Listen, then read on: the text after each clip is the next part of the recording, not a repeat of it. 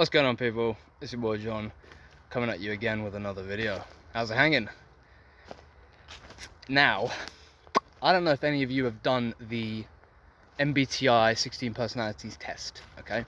But if you haven't, the first thing I would recommend that you do, if you're following my channel, is I'm going to leave a link in the comments, not in the comment section below, in the description box. Go to the description box and do the fucking test. Do it for me, man. Do it for me. I want to see your results. Not only that, but it will give you an idea as to what kind of personality you have and what kind of tendencies you have and what you need to work on. Okay, so if you're interested in self-development, I would say that this is a test that you should do. Start off with the 16 personalities one. If you get more interested, if you get more hooked, you will naturally be taken down the whole route of the MBTI cognitive theory and all of that, and you can enjoy going down that little rabbit hole. It's really fun. It's really fun. It's like a psychometric test to just see what your tendencies are, how you perceive the world, how you interpret data, how do you function as a human being. So it's really good. So I test as the INFJ. Okay, I'm not sure if I'm an INFJ now. I'm not sure.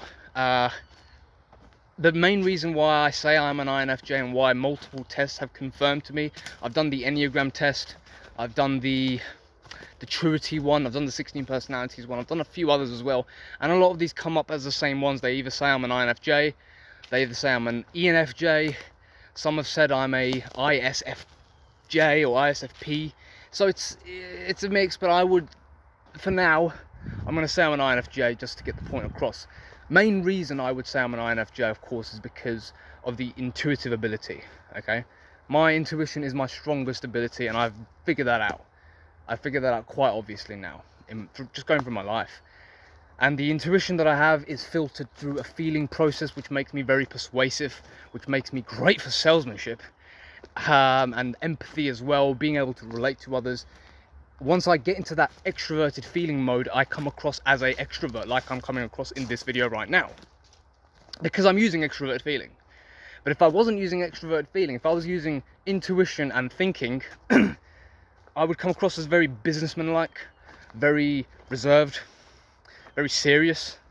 And I've been like that in a few videos where I'm just using my thinking mind. I'm not using intuition and feeling, because the feeling and the intuition combined makes it a very human thing, very human response. But I'm not talking about theory today. I'm talking about what advice I can give to my fellow INFJ brothers and sisters. Okay, so this is a thing about INFJs, all right? This isn't a love letter. A love letter, man. I love you guys because you're my brothers and sisters. You know how it is. But it's also actually an advice letter for you guys, so that you know how to develop yourself. Most likely, if you're already an INFJ, you are going to be involved in self-development.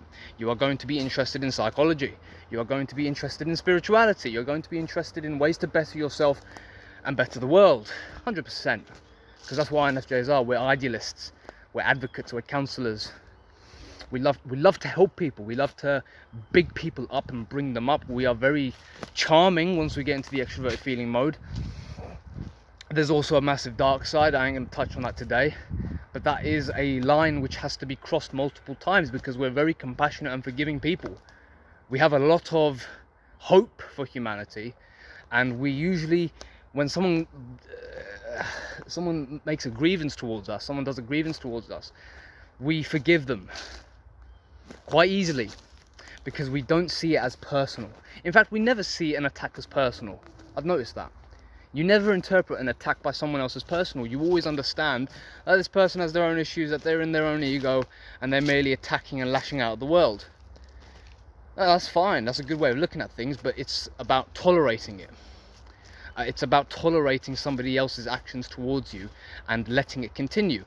INFJs don't understand this at first, but if something continues and you don't change the manner of which it happens in, the same result is going to happen every time. Okay, so I learned this through being with toxic friends. I had toxic friends, people who weren't very nice, people who were quite nasty, bullies, and didn't have very serious conversations, weren't interested in self-development, were just interested about fucking, going to parties, stuff like that. Very low vibrational stuff, right? And I was the only sane one in it. I wasn't really into that stuff. I wanted to ascend. But these people, when you get into those kind of vibrational locks, they want to keep you down at their level. They don't want you to ascend because a vibration and a frequency has to match and meet. So if you're trying to ascend, it's going to pull you back into the main vibration. But my experience with these toxic people taught me that I understand that this is the way this person is, and I ain't going to change them because it's got nothing to do with me. But I do have a massive control over how I want to be treated by people, and if somebody's going to treat me in a way that I don't like, I have every single right to tell them to not do it, and I also have a right to walk away. Okay, because INFJs have this people-pleasing mentality, this very submissive, very submissive sort of role in interactions and interpersonal relationships. And I know this because I was there. The empathy and the compassion can make you come across as very docile and submissive and be used by manipulators. Now, INFJs know when they're being manipulated because you have an intuitive ability, and you won't take that very lightly. You won't take that nicely if you know that someone's trying to manipulate you, because you're coming from a place of compassion and they're coming from a place of use. So if somebody tries to manipulate you, most likely an INFJ is going to have had enough, and is going to use that infamous door slam where they just cut the motherfucker off and they're gone. That's cool, that's fine, I'm not even going to argue with that. But the main point is, the people pleasing is not going to work out in the long run. So if you're an INFJ and you're young, I would say stop people pleasing. Okay, stop people pleasing. Stop changing your vocal tonality to suit somebody else's needs. If you're trying to get a point across, if somebody has broken one of your principles and you need to have a conversation about it, and they're constantly switching the argument towards you, stop accommodating to their needs. Stop trying to make peace. Stop trying to debate. Not even debate. Stop trying to make things right. Simply state your point. Say what you want. Be very forceful about it. Don't be a dick about it, but be forceful about it. And if it's received well, cool. If it's received negatively, that's also cool, because now you know the answer, you walk away. Okay? So there's number one, the people pleasing has to stop. Number two, wearing your emotions on your heart with everyone. I learned this one pretty early on in my life, I'm not going to lie. Okay, it didn't take me that long to realize that emotions, displaying emotion, showing emotion to the world, it is a bit of a weakness. I do see it as being a bit of a weakness.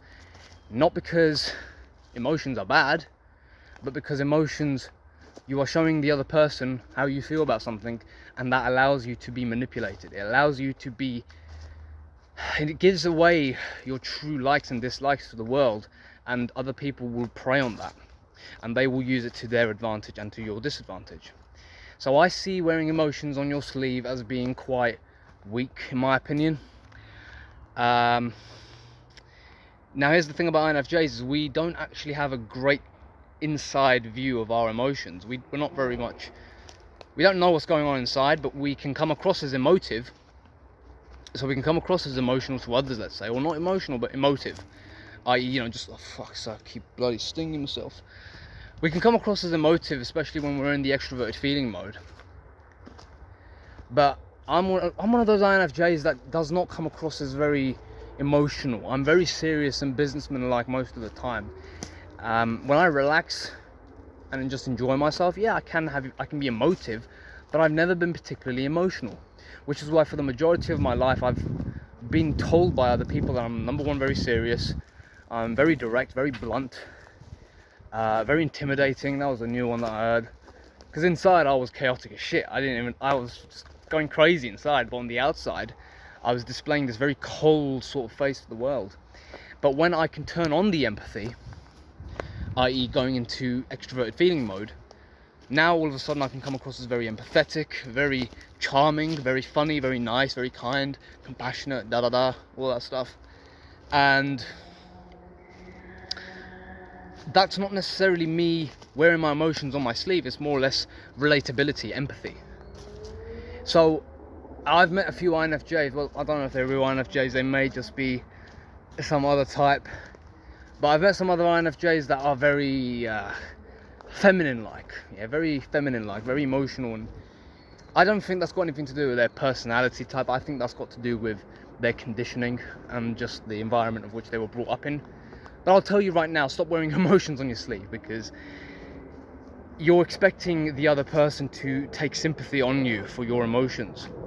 And let me tell you this, no one is responsible for your emotions other than you. You are in complete control of your emotions, whether you know it or not, and you are responsible for how they affect you and therefore then others by display. Okay, you're responsible for all of that. So by showing emotion, you're expecting sympathy and empathy from the other person. You are not going to get it from the other person. Simple as that, especially if you're doing it to try and change their opinion of you, or if they're been nasty or whatever the fuck you're trying to do, or manager. Don't expect showing emotion to change, especially if you're a bloke. Okay, because women, I'm not hating on women, I'm just saying how it is. Women can show emotion. You can be a bit of a, you know what I mean. You can use a charm, and in a negative way as well, obviously, but you can use your charm and be emotional about something and get sympathy from the world, because the world will give you sympathy for that, because you're a woman. Okay, that's it. It's as simple as that. But blokes, don't do it, because you're just going to be seen as weak. You're going to be seen as weak. You're a man. I don't care if you're an INFJ, you're a man. Take responsibility for your emotions. Understand that these are emotions, yes, but they don't necessarily matter. They're not logical. They are irrational. They're completely based on ego, completely based on mental and emotional conditioning. Take responsibility for it. Don't show it. Don't let it control you. Take it home. Deal with it. Feel it at home. Meditate. Do whatever you have to do. But don't let it control you. Alright, I'm just going to leave it at that now. Those are my two little piece of advices for INFJs. The people pleasing and wearing your emotions on your sleeve, okay? Because these are the two biggest things I think that put INFJs at a disadvantage to the other types. INFPs come in this category as well. They tend to be people pleasers, very nice, and INFPs don't put their emotions on their sleeve though. But they do come across as feminine, I've noticed that. Even the blokes. But again, that might just be their conditioning, I don't know. But anyway, that's going to be it, man. Hope you enjoyed the video. Do leave your comments and suggestions in the description below. And yeah, take it easy. I'll see you in the next one.